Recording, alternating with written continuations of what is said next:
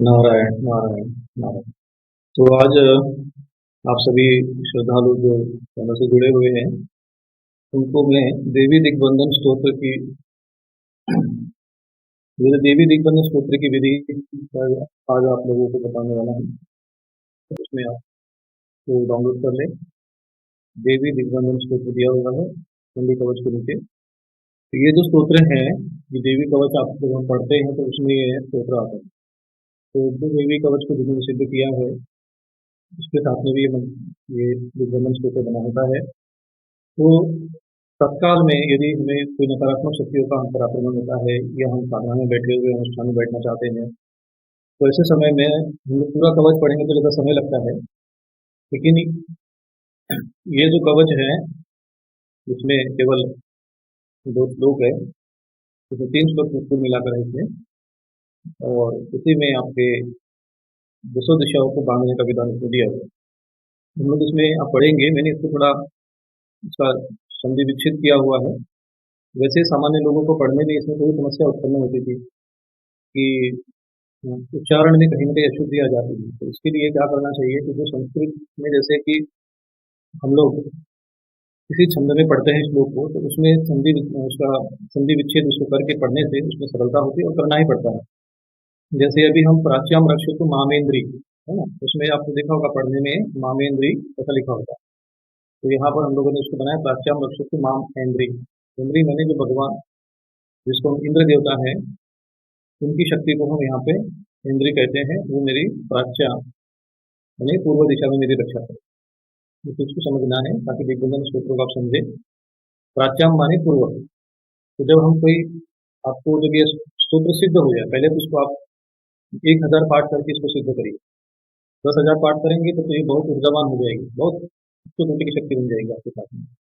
ये इतनी शक्तिशाली प्रयोग हो जाएगा कि यदि इस आप देवी दिग्बंधन को पढ़कर यदि जल हाथ में ले लेंगे 11 बार इसको पढ़ेंगे और एक खूब मार किसी भी अगर ऐसे प्रेत बाधा ग्रसित है यदि आप तो प्राच्याम रक्षुतमाम इंद्रित करके जब हम पीली सरसों या जल से यदि हमको इसका दिग्बंधन करना है तो प्राच्याम रक्षुतमाम इंद्रित करके इस तरह से पूर्व दिशा की तरफ वो जल फेंक देंगे। पीली सरसों है तो पीली सरसों फेंक देंगे। फिर पूरब दिशा जैसे हमारे मैं जब बैठा हूँ तो पश्चिम मुख में पूरब दिशा के बाद आपका जो दूसरा जो कोण आता है वो अग्नि कोण आता है। हम लोग क्या करते हैं कि क्लॉकवाइज सिस्टम से चलते हैं। ये 10 दिशाएं होती हैं, इसमें 8 दिशा जो क्लॉकवाइज मैंने जैसे घड़ी घूमती है उसी प्रकार से। तो पूरब के बाद जो कोण आता है वो अग्नि कोण होता है, यानी दक्षिण और पूरब देवता करके वहां पर दूसरे स्थान जाएगा। समझ में आप लोग पहले इसको समझने का प्रयत्न करिए। पहले तो पूरब दिशा होती है तो प्राच्याम रक्षतु मामेंद्री बोल के वहां पीली सरसों पूरब दिशा में देख सकते हैं। फिर आग्नेयाम अग्निदेव होता है ऐसा बोलकर आप अग्नि कोण में उसको देखना है, जल को देखें तो फिर उसको भी आपके पास।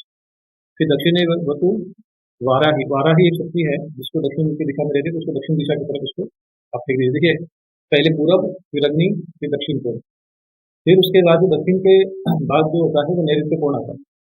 तो तुरंत ही वहां पे आया नैत्याम खड़गधारिणी। यहाँ पे बहुत से लोग खंग पढ़ते हैं, उसको खड़ग पढ़ना है, खड़गधारिणी जो शब्द है वो उस दिशा में है नैऋत्य कोण में। नैऋत्य कोण एक राक्षस कोण माना जाता है। संसार में जैसे देवता होते हैं ऐसे ही राक्षस भी होते हैं।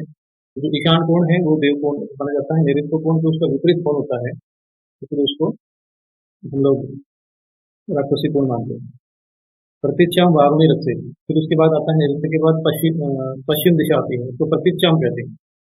उसके बाद वायव्य कोण, वायव्य के बाद उत्तर, उत्तर की दिशा में दिशाम रक्षक कोबेरी, कोबेरी माने कुबेर जी की शक्ति होती है। उत्तर की यानी उत्तर की तरफ कोबेरी नाम की जो शक्ति उन्हें रक्षा करे। ईशान्यम सूर्यधारिणी, और सूर्यधारिणी एक तो जैसे खड़गधारिणी है एक सूर्यधारिणी, तो ये हमारी ईशान कोण में रक्षा करे। सूर्यधारिणी क्यों कहते हैं क्योंकि सूर्यधारिणी में ईशान यानी भगवान शिव का कोण माना जाता है। तो उन्हीं की जो शक्ति भगवान के पास त्रिशूल होता है और भगवती के पास शूल होता है। ईशान तो ईशानी है तो सूर्यधारिणी मानी। अब ऊर्ध्वम ब्रह्मांड में रखे जो ऊर्ध्व है ऊपर की तरफ, अब यहाँ पे ऊपर की तरफ में लक्ष्य रखना है। आप मामेंद्री अग्नि अग्नि देवता उत्तर से दक्षिण वाराही इस प्रकार तक कुछ भी मान सकते हैं। तो ऊर्ध्वम ब्रह्मांडी में रक्षे, ब्रह्मांडी मेरी उर्दू में रक्षा करो, तो ब्रह्मा जी अधस्तात् वैष्णव की करो, और नीचे की तरफ अध मानी नीचे पृथ्वी तल पर वैष्णव की रक्षा करे, एवं दसों दिशा रखे चामुंडा सेवाना। तो ये शव पर विराजमान चामुंडा भगवती है, ठीक है। और उनकी ये 10 शक्तियां हैं। तो जब माँ भगवती चामुंडा अपनी 10 शक्तियों के साथ आकर आपकी इस दिग्बंधन स्त्रोत्र के माध्यम से रक्षा करते हैं, भगवती चामुंडा, जिसको हम लोग चामुंडा ये कहते हैं, चामुंडा ये विद्या पढ़ते हैं निर्माण मंत्र में, तो ये चामुंडा शक्ति अपनी 10 शक्तियों के साथ आकर आपकी रक्षा करती है। तो ये देवी दिग्बंधन स्त्रोत्र है। इस विषय में यदि कोई प्रश्न आप लोगों का हो तो आप मुझे उत्तर दे सकते हैं। तो इसको सिद्ध कैसे करना है, जैसा मैंने बताया कि आप किसी भी नवरात्रि को आप इसको सिद्ध कर सकते हैं। 10 दिन का अनुष्ठान बनाकर भी, जैसे आप प्रतिदिन 10-10 एक-एक 100 पाठ करेंगे तो 10 दिन में 1000 पाठ हो जाएगा, तो सिद्ध हो जाएगा। आप किसी भी मंगलवार से, अष्टमी से, चतुर्दशी से आप इसको पाठ कर सकते हैं। आप प्रतिपदा से आरंभ करके आप पूर्णिमा तक भी इसको समाप्त करके 15 दिन में भी आप कर सकते हैं। 15 दिन में 15 हो जाएगा।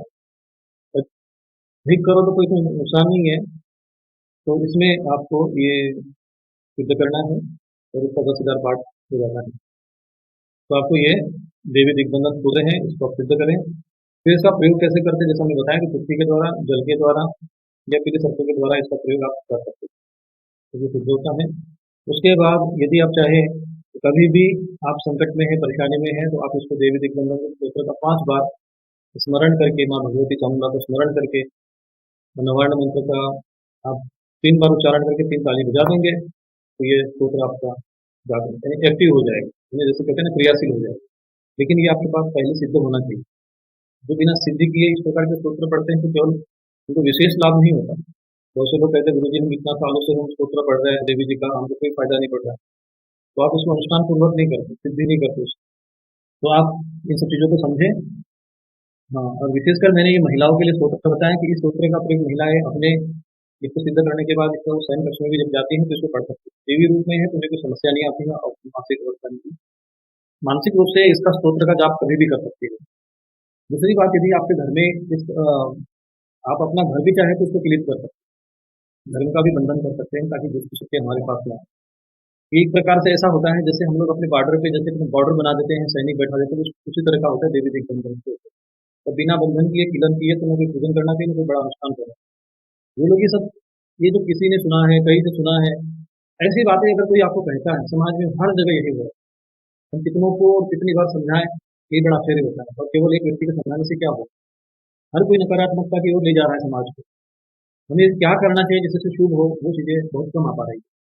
तो हमें इन बातों पर ध्यान देना चाहिए कि ये जो 10 देवी दिग्बंधन स्त्रोत्र है, इसके द्वारा आप घर का भी पालन कर सकते हैं। तो जैसे अगर आप आपके घर में कहीं पर अगर कील गाड़ने की व्यवस्था हो तो पीपल की लकड़ी की कील बने, लोहे की कील का प्रयोग नहीं करना चाहिए।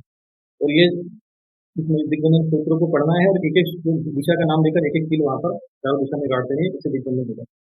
और इसके लिए किसी की कोई आवश्यकता नहीं, आप स्वयं इसको सिद्ध करिए और स्वयं इसको सीखिए और स्वयं अपना प्रयोग करिए।